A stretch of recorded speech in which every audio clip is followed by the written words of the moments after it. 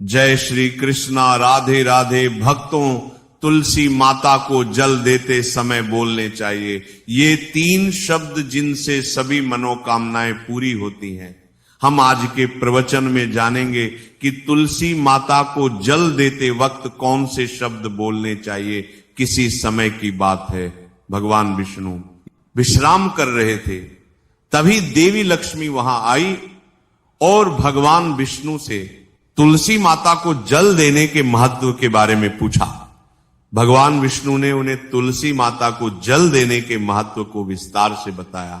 तब देवी लक्ष्मी ने कहा, हे स्वामी, आपने मुझे तुलसी माता के महत्व के बारे में बताया, लेकिन अब मैं ये जानना चाहती हूं कि तुलसी माता को जल कैसे देना चाहिए, उनकी सेवा की सबसे श्रेष्ठ विधि क्या है और जल देते समय कौन सा मंत्र बोलना चाहिए।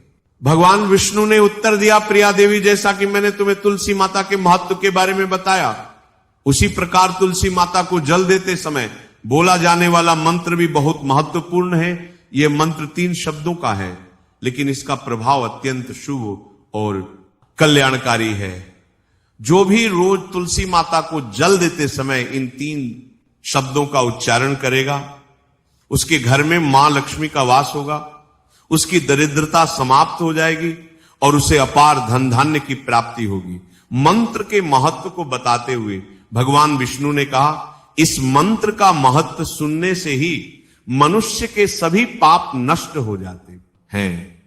उसे हजारों वर्षों तक तुलसी माता को जल देने के पुण्य का फल मिलता है। फिर भगवान विष्णु ने देवी लक्ष्मी को एक कथा सुनाई।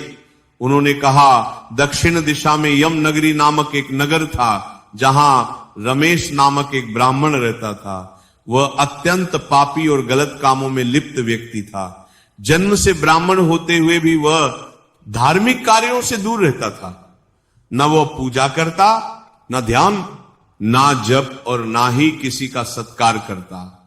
वह मदिरापान और मांसाहार भी करता था और हमेशा अनैतिक कार्यों में व्यस्त रहता था। और वह ब्राह्मण दिन में खेत में काम करके पत्ते बेचकर अपनी जीविका चलाता था और रात में वेश्याओं के पास जाता था। इस प्रकार उसने अनेक वर्षों तक अपना जीवन इसी पापपूर्ण तरीके से बिताया। फिर एक दिन वह दुर्बुद्धि ब्राह्मण पत्ते इकट्ठा करने के लिए एक शिष्य की वाटिका में पहुंचा और पत्ते तोड़ने लगा। तभी एक काले सर्प ने, जो काल के रूप में वहां उपस्थित था, उसे काट लिया। उसी समय उसकी मृत्यु हो गई। उसकी मृत्यु के तुरंत बाद यमराज के दूत वहां प्रकट हुए और उसकी आत्मा को लेने के लिए आए। वे उसे यमलोक ले जाने लगे। मार्ग में वह ब्राह्मण यमदूतों के सामने रोने और विलाप करने लगा। उसने कहा, हे दूतों, मुझे कहां ले जा रहे हो? मुझे छोड़ दो, मेरे प्राण बचा लो। लेकिन यमदूत बोले, अरे पापी ब्राह्मण, तेरे दुष्कर्मों के कारण तुझे ये दंड मिला है। अब यमराज तुझे घोर नरक में डालेंगे। यमलोक पहुंचने पर चित्रगुप्त ने उस ब्राह्मण का पूरा लेखा जोखा प्रस्तुत किया।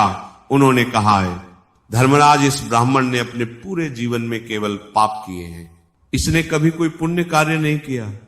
धर्मराज ने दूतों से कहा, हे दूतों, इस घोर पापी ब्राह्मण को नरक में डाल दो, इसे अपने कर्मों का फल भोगना होगा। यमदूत उसे ब्राह्मण को नरक में ले गए और उसे भयंकर अग्नि में धकेल दिया। वह कई वर्षों तक नरक की यातनाएं सहता रहा।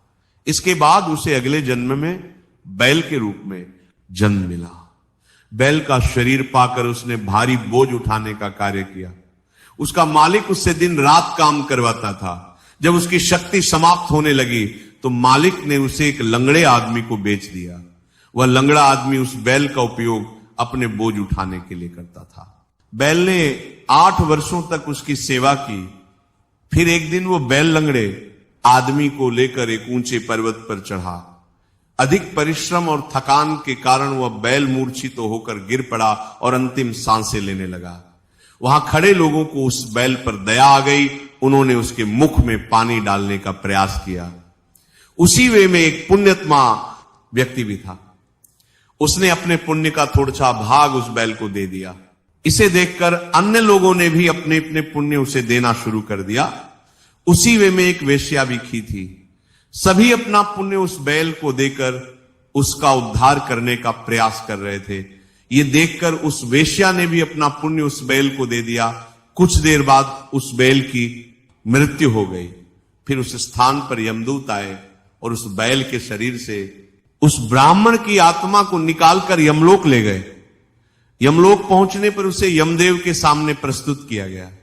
चित्रगुप्त ने जब उसका लेखा जोखा देखा तो वे चकित रह गए।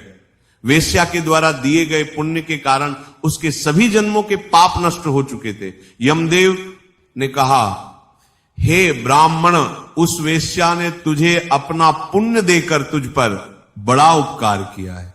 उसी के पुण्य के प्रभाव से तुम्हारे सभी पाप नष्ट हो गए, इसीलिए अब तुम्हें फिर से मनुष्य जन्म प्राप्त होगा। इस प्रकार वह ब्राह्मण पृथ्वी पर एक उत्तम ब्राह्मण कुल में जन्म लेता है।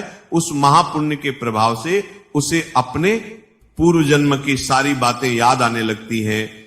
जब वो बड़ा होता है तो उसे ध्यान आता है कि पिछले जन्म में जब वह बैल था तब एक वेश्या ने उसे अपना पुण्य दिया था। उसके मन में उस वेश्या के बारे में जानने की उत्सुकता जागती है। वह वेश्या का पता लगाकर उसके नगर में पहुंचता है। वहां वह वेश्या जो अब बूढ़ी हो चुकी थी उसे मिल जाती है। वह ब्राह्मण उसके सामने जाकर बार बार प्रणाम करता है और धन्यवाद देने लगता है। वेश्या उससे पूछती है, हे ब्राह्मण श्रेष्ठ, आप कौन हैं और किस कारण मुझे धन्यवाद दे रहे हैं? मैंने आपका कौन सा कार्य किया है जिसके लिए आप मुझे नमस्कार कर रहे हैं? तब ब्राह्मण कहता है, हे मां, मैं वही बैल हूं जिसे तुमने अपना पुण्य देकर जीवन दान दिया था। अपने पाप कर्मों के कारण मुझे पिछले जन्म में बैल बनना पा। उस पर्वत पर जब मैं अंतिम सांसें ले रहा था तब तुमने अपना पुण्य मुझे दे दिया था। उसी पुण्य के प्रभाव से ही आज मुझे फिर से मनुष्य जन्म मिला है और अपने पूर्व जन्म की सारी बातें याद है। किंतु हे मां, मैं यहां ये जानने आया हूं कि तुमने मुझे कौन सा पुण्य दिया था जिससे मेरे सभी पाप नष्ट हो गए। मैं उस पुण्य के बारे में जानना चाहता हूं। तब वेश्या ने कहा, हे ब्राह्मण श्रेष्ठ, मैंने तो अपने जीवन में कोई पुण्य का कार्य नहीं किया है, पर मेरे घर में एक तोता है जो पिंजरे में रहकर हमेशा कुछ बोलता रहता है, जिसे सुनकर मेरा अंतःकरण पवित्र हो गया। वही मंत्र मैंने आपको पुण्य स्वरूप दान किया। फिर वह वैश्य और ब्राह्मण उस तोते के पास गए और उससे पूछने लगे, हे सुख, तुम कौन सा मंत्र बोलते हो जिससे हमारे जीवन का उद्धार हुआ? ये मंत्र तुम्हें किसने सिखाया और इसका क्या अर्थ है? तब उस तोते ने अपने पूर्व जन्म का वृतांत सुनाना शुरू किया। वह बोला, हे ब्राह्मण श्रेष्ठ, पिछले जन्म में मैं एक ब्राह्मण था। मुझे अपने ज्ञान का बहुत घमंड था। मैंने कभी गुरुजनों का सम्मान नहीं किया, बल्कि उनका बार बार अपमान किया। अपने अहंकार के कारण मेरा स्वभाव क्रोधी और द्वेषपूर्ण हो गया। मैं सभी को तुच्छ समझने लगा और विद्वानों का भी अपमान करता था। कालांतर में मेरी मृत्यु हो गई और मुझे यमलोक ले जाया गया। पूज्य व्यक्तियों और गुरुजनों का अपमान करने के कारण मुझे तोते के कुल में जन्म लेना पड़ा। तोते के रूप में जन्म लेने के बाद छोटी अवस्था में ही मेरे माता पिता का साथ छूट गया। मैं अकेला पेड़ की डाल पर बैठकर रो रहा था। तभी कुछ मुनि उस मार्ग से जा रहे थे। उन्होंने मेरी दयनीय स्थिति देखी और मुझे अपने आश्रम ले आए। आश्रम में उन मुनियों ने मुझे एक सुंदर पिंजरे में रखा और मेरी देखभाल की। वे मुझे प्रतिदिन भोजन कराते और मुझसे स्नेह करते थे। उस आश्रम में वे उनकी पत्नियां और बच्चे प्रतिदिन तुलसी के पौधे को जल अर्पित करते और एक मंत्र का जाप करते थे।